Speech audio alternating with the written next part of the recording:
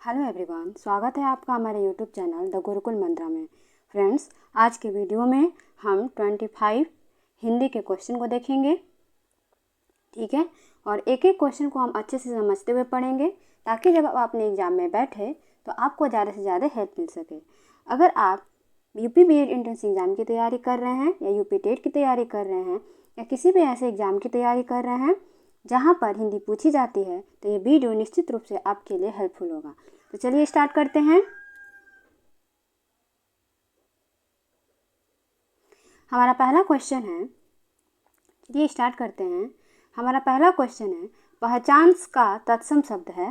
पहचान का तत्सम शब्द है, हमारा ऑप्शन है प्रत्यभिज्ञान, प्रज्ञान, अभिधान, अवधान। इसका राइट आंसर हो जाएगा ऑप्शन ए, प्रत्यभिज्ञान। ठीक है, जो पहचान का तत्सम होता है वो प्रत्यभिज्ञान होता है। अगर हम बात करें तत्सम शब्द की तो देखिए, जो तत्सम शब्द होते हैं वो मूल रूप से संस्कृत के शब्द होते हैं। ठीक है, वो मूल रूप से क्या होते हैं, संस्कृत के शब्द होते हैं। ठीक है, अगर आपके एग्जाम में आ जाए तत्सम शब्द तो आप कैसे पहचानेंगे, इसकी मैं कुछ ट्रिक बता दे रही हूँ। देखिए, अगर किसी शब्द में आपको कुछ दिख जाए, ठीक है, त्र दिख जाए, ठीक है, या री की मात्रा दिख जाए, या री की मात्रा दिख जाए, ठीक है, उसके बाद से अगर स्र दिख जाए, किसी भी शब्द में आपको स्र दिख जाए, कुछ दिख जाए, त्र दिख जाए, या तालव्य स दिख जाए, ठीक है, या मूर्धन्य स दिख जाए, पूरा या आधा, ठीक है, तो निश्चित रूप से उस शब्द में वह शब्द जो होता है वो तत्सम शब्द होता है। अगर उदाहरण से समझें, अगर किसी शब्द में आपको छ दिख जाए, जैसे कि छति, ठीक है, छति, ठीक है, फिर क्षमा, क्षमा, ये सब कैसे शब्द हैं, तो ये सब तत्सम शब्द हैं। ठीक है, जैसे कि क्षीर हो गया, ये सब कैसे शब्द हैं, ये सब तत्सम शब्द। देखिए, इसमें कुछ का यूज किया गया है। ठीक है, अगर हम बात करें श्र की, अगर किसी शब्द में श्र दिख जाए, चलिए इसका भी उदाहरण देख लेते हैं। जैसे आपको दिख जाए श्रावण, जैसे मान लीजिए श्रावण, ठीक है, श्रावण, देखिए इसमें श्र है तो ये एक प्रकार का तत्सम शब्द है। ठीक है, उसके बाद से मान लीजिए श्रेष्ठ, श्रेष्ठ, ये कैसा शब्द है, ये भी एक तत्सम शब्द है। तो ध्यान दीजिएगा कि किसी भी शब्द में जब आपको श्र, कछ, री की मात्रा, आधा र, ठीक है, तालव्य श या मूर्धन्य स आपको दिख जाए तो ऐसे शब्दों में तत्सम शब्द होता है। आई होप आप बहुत अच्छे से समझे होंगे। चलिए नेक्स्ट क्वेश्चन, हमारा नेक्स्ट क्वेश्चन है, प्रभुत्व का तद्भव होगा। प्रभुत्व का तद्भव होगा, देखिए इसका ऑप्शन दिया हुआ है पहचान, पहुँच, गुरुता, गुरुत्व। इसका राइट आंसर हो जाएगा ऑप्शन बी, पहुँच। देखिए, प्रभुत्व का तद्भव होता है पहुँच, और ये प्रभुत्व कैसा शब्द है, तो ये एक प्रकार का तत्सम शब्द है। चलिए नेक्स्ट क्वेश्चन, हमारा नेक्स्ट क्वेश्चन है, बहनोई शब्द का तत्सम है। हमारा ऑप्शन है बहनउई, बहनपति, भगनीपति, इनमें से कोई नहीं। तो देखिए, बहनोई शब्द का जो तत्सम होता है वो होता है भगनीपति। इसका राइट आंसर हो जाएगा ऑप्शन सी, भगनीपति। चलिए नेक्स्ट क्वेश्चन, हमारा नेक्स्ट क्वेश्चन है, वृश्चिक शब्द का तद्भव रूप है। हमारा ऑप्शन है बिच्छू, षटपद, बर, भ्रमर। इसका राइट आंसर हो जाएगा ऑप्शन ए, भिक्षु। देखिए, ध्यान दीजिएगा, यहाँ पे री की मात्रा है, आप निश्चित रूप से पहचान गए होंगे, और तालव्य स भी दिया हुआ है।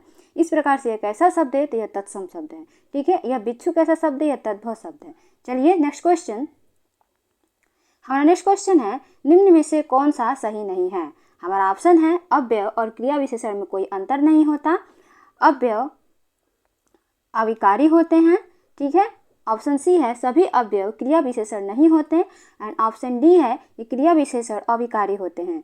देखिए, इसका राइट आंसर हो जाएगा ऑप्शन ए, अव्यय और क्रिया विशेषण में कोई अंतर नहीं होता। ये गलत है, अव्यय और क्रिया विशेषण में अंतर होता है। ठीक है, चलिए, अव्यय अविकारी होते हैं, ये भी सही है। सभी अव्यय क्रिया विशेषण नहीं होते, ये भी सही है। क्रिया विशेषण अविकारी होते हैं, ये भी सही है। देखिए, सभी अव्यय क्रिया विशेषण नहीं होते, लेकिन जो क्रिया विशेषण होता है वो अव्यय जरूर होता है। ठीक है, अगर बात करें, देखिए ये दो जगह अविकारी यूज हुआ है, तो अविकारी से आप क्या समझते हैं। देखिए, अविकारी शब्द किसे कहते हैं, जिन शब्दों के रूप में लिंग, वचन या कारक के कारण कोई परिवर्तन नहीं होता है। मान लीजिए कोई शब्द है और उसके रूप में लिंग, वचन या कारक के कारण कोई परिवर्तन नहीं होता है, तो वहाँ क्या होता है, वो अविकारी शब्द होते हैं। जैसे अगर हम इसका एग्जाम्पल लें, मान लीजिए हमने एग्जाम्पल लिया, राम धीरे धीरे चलता है। राम धीरे धीरे चलता है, ठीक है, राम धीरे धीरे चलता है। देखिए, राम धीरे धीरे चलता है, एक सेकेंड, राम धीरे धीरे चलता है। धीरे धीरे क्या है, एक प्रकार का अव्यय है। ठीक है, धीरे धीरे चलता है, ठीक है, धीरे धीरे चलता है। और फिर मैंने लिखा लड़कियां धीरे धीरे चलती हैं।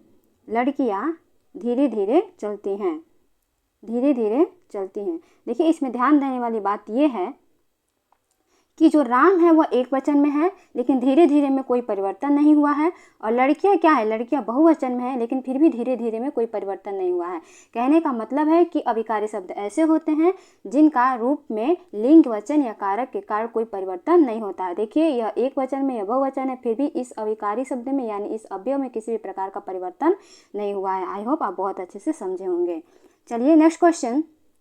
हमारा नेक्स्ट क्वेश्चन है, वह लाचार है क्योंकि वह विकलांग है। इस वाक्य में कौन सा अवयव है? हमारा ऑप्शन है संकेतवाचक, कारणवाचक, परिमाणवाचक, समुच्चय बोधक। इसका राइट आंसर हो जाएगा ऑप्शन बी, कारणवाचक। देखिए यहाँ पे खुद ही दिया हुआ है कि वह लाचार है क्योंकि वह विकलांग है, खुद ही यहाँ पे कारण दिया हुआ है, वह लाचार क्यों है क्योंकि वह विकलांग है, तो यहाँ पे कारणवाचक अवयव हो जाएगा। चलिए नेक्स्ट क्वेश्चन। हमारा नेक्स्ट क्वेश्चन है, निम्नांकित में से किस वाक्य में क्रिया विशेषण का प्रयोग नहीं है? हमारा ऑप्शन है वह कपड़े साफ धोता है, वह धीरे धीरे पढ़ता है, समोसे ताजे बन रहे हैं, आम मीठा है। अगर बात करें हम क्रिया विशेषण की, चलिए थोड़ा सा समझ लेते हैं कि जो क्रिया की विशेषता बताता है उसे हम क्रिया विशेषण कहते हैं। जो शब्द क्रिया की विशेषता बताता हो उसे हम क्रिया विशेषण कहते हैं। जैसे वह कपड़े धोता है, कपड़े धोता है, ये क्या है, ये क्रिया है, लेकिन धोता है की विशेषता कौन बता रहा है, तो साफ धोता है, यानी यह क्रिया की भी विशेषता बता रहा है। तो यहाँ पे क्या हो जाएगा, क्रिया विशेषण। वह धीरे धीरे चल पढ़ता है, वह पढ़ता है क्या है, क्रिया है, और कैसे पढ़ता है, धीरे धीरे पढ़ता है, तो यहाँ पर भी क्या है, क्रिया विशेषण है। समोसे ताजे बन रहे हैं कैसा है, यह क्रिया है, कैसे बन रहे हैं, तो ताजे बन रहे हैं, यानी ये क्रिया की विशेषता बता रहा है। तो इन तीनों में क्या है, ये क्रिया विशेषण का प्रयोग हुआ है, लेकिन आम मीठा है में कहीं भी क्रिया विशेषण का प्रयोग नहीं हुआ है। तो इसका राइट आंसर हो जाएगा ऑप्शन सी, आम मीठा है, इसमें क्रिया विशेषण का प्रयोग नहीं हुआ है। चलिए नेक्स्ट क्वेश्चन। हमारा नेक्स्ट क्वेश्चन है, जिस शब्द से क्रिया के होने का समय निर्धारित हो उसे क्या कहते हैं? हमारा ऑप्शन है कारक, काल, अव्यय, क्रिया विशेषण। तो जिस शब्द से क्रिया के होने के समय का निर्धारण होता है उसे हम काल कहते हैं। क्या कहते हैं? उसे हम काल कहते हैं। काल कितने प्रकार के होते हैं? वही वर्तमान काल होते हैं, भूतकाल होते हैं और भविष्य काल होते हैं। चलिए नेक्स्ट क्वेश्चन। हमारा नेक्स्ट क्वेश्चन, अच्छा कारक कितने प्रकार का होता है? तो कारक 8 प्रकार का होता है। ठीक है, क्वेश्चन बहुत पूछता है कारक से कि कारक कितने प्रकार के होते हैं, तो कारक 8 प्रकार के होते हैं। चलिए नेक्स्ट क्वेश्चन। हमारा नेक्स्ट क्वेश्चन है, जिस शब्द से क्रिया के, देखिए क्वेश्चन यहाँ पर रिपीट हो गया है। चलिए नेक्स्ट क्वेश्चन है, निम्न में से किस वाक्य में क्रिया विशेषण का अशुद्ध प्रयोग हुआ है? देखिए यहाँ पे पूछ रहा है कि निम्न में से किस वाक्य में क्रिया विशेषण का प्रयोग तो हुआ है लेकिन अशुद्ध प्रयोग हुआ है। हमारा ऑप्शन है वह मन से पढ़ता है, वह चुपचाप से चला गया, तब की बात कुछ और थी, यह पुस्तक उससे कहीं अच्छी है। आपको पढ़ते ही समझ में आ जाएगा कि वह चुपचाप से चला गया, यहाँ पर कुछ हमको अशुद्धि दिखाई दे रही है। वह मन से पढ़ता है, ये भी सही है, तब की बात कुछ और थी, ये भी अच्छा है, यह पुस्तक उससे कहीं अच्छी है, यहाँ पे तुलना कही गई है, यहाँ पर भी यह वाक्य सही है। और चुपचाप से चला गया नहीं होगा, यहाँ पे होगा वह चुपचाप चला गया, यहाँ पे से लगाने की कोई ज़रूरत नहीं है। इस प्रकार से यहाँ पे यह गलत हो जाएगा। चलिए नेक्स्ट क्वेश्चन, किस वाक्य में क्रिया विशेषण का प्रयोग नहीं है? राम जाता है, सीता भोजन पकाती है, वह जाएगा, उसने रोते रोते कहा। देखिए यहाँ पे क्वेश्चन कुछ ऐसे देना चाहिए था कि किस वाक्य में क्रिया विशेषण का प्रयोग हुआ है। ठीक है, क्वेश्चन ऐसे देना चाहिए था कि किस वाक्य में क्रिया विशेषण का प्रयोग हुआ है। ठीक है, तो राम जाता है में कोई क्रिया विशेषण नहीं है, सीता भोजन पकाती है में भी क्रिया विशेषण नहीं है, वह जाएगा में भी क्रिया विशेषण नहीं है, उसने रोते रोते कहा में क्रिया विशेषण हमको दिख रहा है। रोते रोते क्या है? क्रिया विशेषण है। उसने कहा, कैसे कहा? रोते रोते कहा। ठीक है, तो यह क्रिया की विशेषता बता रहा है। यहाँ पे क्वेश्चन ये होना चाहिए था कि किस वाक्य में क्रिया विशेषण का प्रयोग हुआ है। चलिए नेक्स्ट क्वेश्चन। हमारा नेक्स्ट क्वेश्चन है, निम्न में से किस वाक्य में क्रिया विशेषण अशुद्ध रूप से प्रयुक्त है? हमारा ऑप्शन है, आप मेरी मदद करेंगे ना, मानसिक दास्ता सदा काल से चली आ रही है, वह न सोता है न खाता है, वह धीरे धीरे चला जा रहा है। इसका राइट आंसर हो जाएगा ऑप्शन बी, मानसिक दास्ता सदा काल से चली आ रही है। यहाँ पे जो क्रिया विशेषण का अशुद्ध रूप से प्रयोग किया गया है। चलिए नेक्स्ट क्वेश्चन। हमारा नेक्स्ट क्वेश्चन है, संस्कार का संधि विच्छेद है। संस्कार का संधि विच्छेद है। हमारा ऑप्शन है सस धनकार, श्रम धनकार, श्रम धनकार, सहधनकार। इसका राइट आंसर हो जाएगा ऑप्शन बी, समधनकार। ठीक है, संस्कार का संधि विच्छेद क्या हो जाएगा? समधनकार। चलिए नेक्स्ट क्वेश्चन। नेक्स्ट क्वेश्चन है, उद्गम में प्रयुक्त उपसर्ग है। हमारा ऑप्शन है उत, उत, उद, उद। देखिए इसका राइट आंसर हो जाएगा ऑप्शन बी, उत। जो उद्गम है उसमें उत उपसर्ग का प्रयोग किया गया है। ठीक है, देखिए उपसर्ग किसे कहते हैं? तो जो शब्द के शुरू में लगते हैं, ठीक है, जो शब्द के शुरुआत में लगते हैं उनको उपसर्ग बोलते हैं। किसी शब्दांश के शुरू में लगते हैं। और देखिए, और जो प्रत्यय होता है, एक उपसर्ग होता है और एक प्रत्यय होता है, ठीक है। ये प्रत्यय जो होता है वो किसी शब्द के लास्ट में जुड़ता है, ठीक है। किसी शब्द के प्रत्यय लास्ट में जुड़ता है और जो उपसर्ग होता है वो किसी शब्द के पहले जुड़ता है। चलिए नेक्स्ट क्वेश्चन। अगर देखिए क्वेश्चन ये पूछ दे कि हिंदी में उपसर्गों की संख्या कितनी है, तो आप कितना बताएंगे? 10 है। अगर उपसर्गों की संख्या पूछ दे कि हिंदी में उपसर्गों की संख्या कितनी है, तो 10 है। याद रखिएगा, क्वेश्चन पूछ रहा है ऐसे। नेक्स्ट क्वेश्चन, हमारा नेक्स्ट क्वेश्चन है संस्करण में प्रयुक्त उपसर्ग है। संस्करण में प्रयुक्त उपसर्ग है, हमारा ऑप्शन है सन, शम, शम, संस। इसका राइट आंसर हो जाएगा ऑप्शन सी, सम। संस्करण में कैसा उपसर्ग प्रयुक्त हुआ है? तो सम उपसर्ग प्रयुक्त हुआ है। नेक्स्ट क्वेश्चन, 100 की गिनती को कहते हैं, हमारा ऑप्शन है शतक, सती, शताब्दी, प्रतिशत। इसका राइट आंसर हो जाएगा ऑप्शन ए, शतक। 100 की गिनती को हम शतक कहते हैं, 100 वर्षों को हम शताब्दी कहते हैं। चलिए नेक्स्ट क्वेश्चन, देखिए ये वाक्यांश के लिए एक शब्द दिया हुआ है कि गुरु के समीप रहने वाला विद्यार्थी कहलाता है। जो गुरु के समीप रहता है उस विद्यार्थी को हम क्या कहते हैं? हमारा ऑप्शन है वज्र, बटुक, ब्रह्मचारी, अंतेवासी, गुरुकुल। तो जो गुरु के समीप रहने वाला होता है उसको हम अंतेवासी बोलते हैं। क्या बोलते हैं? अंतेवासी बोलते हैं। चलिए नेक्स्ट क्वेश्चन, हमारा नेक्स्ट क्वेश्चन है परित्यक्त शब्द का सही अर्थ क्या है?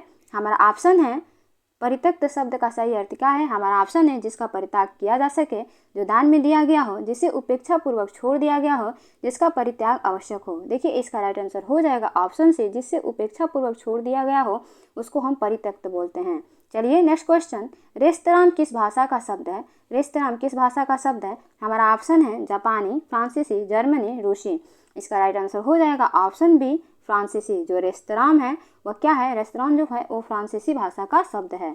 चलिए नेक्स्ट क्वेश्चन, हमारा नेक्स्ट क्वेश्चन है निम्नलिखित में से कौन सा शब्द उस उपसर्ग रहित है?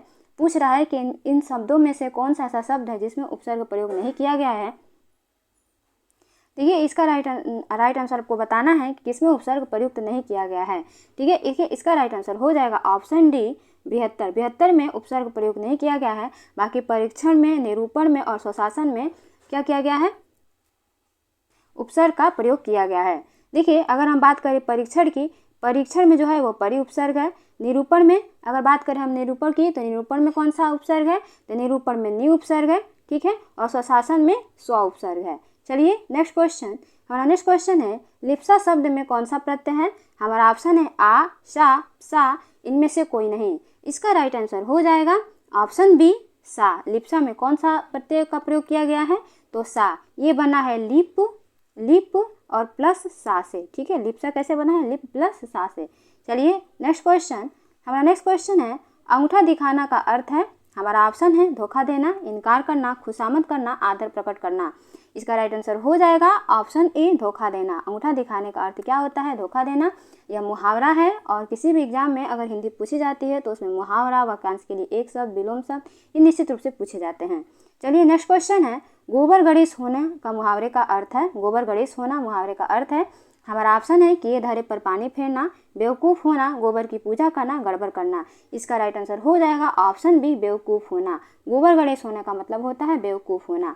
चलिए नेक्स्ट क्वेश्चन है अन्न जल कौन सा समास है? हमारा ऑप्शन है अन्न जल में कौन सा समास है? हमारा ऑप्शन है द्विगु समास, तत्पुरुष समास, अव्ययी भाव समास, द्वंद्व समास। इसका राइट आंसर हो जाएगा ऑप्शन डी, द्वंद्व समास। जो अन्न जल है उसमें कौन सा समास है? तो द्वंद्व समास है। अगर इसका हम समास विग्रह करेंगे तो हो जाएगा अन्न और जल। तो यहाँ पे कौन सा समास हो जाएगा? द्वंद्व समास हो जाएगा। एक चीज़ और ध्यान दे दीजिए कि जो द्वंद्व है देख लीजिए कि कैसे लिखा जाता है। वर्तनी शुद्धि में दे देता है कि द्वंद्व कैसे लिखा जाता है, ठीक है। अगर बात करें हम समास की, तो समास जो होता है वह 6 प्रकार का होता है। समास कितने प्रकार का होता है? तो समास 6 प्रकार का होता है, ठीक है। देखिए अव्ययीभाव समास, ठीक है, तत्पुरुष समास, द्विगु समास, द्वंद्व समास, फिर होता है कर्मधारय समास, ठीक है। तो समास कितने प्रकार के होते हैं? तो 6 प्रकार के होते हैं। और बहुव्रीहि समास, ठीक है। ये जो समास के 6 प्रकार हैं, ठीक है। चलिए नेक्स्ट क्वेश्चन, हाँ नेक्स्ट क्वेश्चन है नीचे दिए गए शब्द समूह के लिए सही शब्द का चयन कीजिए। जिसकी पत्नी मर गई हो, वाक्यांश के लिए एक शब्द पूछ रहा है कि जिसकी पत्नी मर गई हो उसको क्या बोलते हैं? हमारा ऑप्शन है विदुर, विधवा, विधुर, विधाता। देखिए इसका राइट आंसर हो जाएगा विधुर बोलते हैं, ना कि विदुर बोलते हैं, विधुर बोलते हैं। ध्यान दीजिएगा, जिसकी पत्नी मर गई हो उसको विधुर बोलते हैं। नेक्स्ट क्वेश्चन, हमारा नेक्स्ट क्वेश्चन है नीचे दिए गए शब्द समूह के लिए सही शब्द का चयन कीजिए। ये भी वाक्यांश के लिए एक शब्द दिया है। हमारा ऑप्शन है जो किसी धर्म या व्यक्ति में आस्था ना रखे उसको हम क्या बोलते हैं? हमारा ऑप्शन है निशांत, धर्मनिरपेक्ष, धर्मभीरु, नास्तिक। जो किसी धर्म या व्यक्ति में आस्था नहीं रखता है या जो ईश्वर में आस्था नहीं रखता है उसको हम क्या बोलते हैं? तो उसको हम नास्तिक बोलते हैं। ठीक है, तो इस प्रकार हमारा 25 क्वेश्चन क्या हुआ? पूरा हुआ। Friends, thank you so much for watching my video. ऐसे ही वीडियो को देखने के लिए, डिटेल में समझने के लिए, डेली वीडियो को देखने के लिए आप हमारे चैनल को लाइक करें, सब्सक्राइब करें और ज़्यादा से ज़्यादा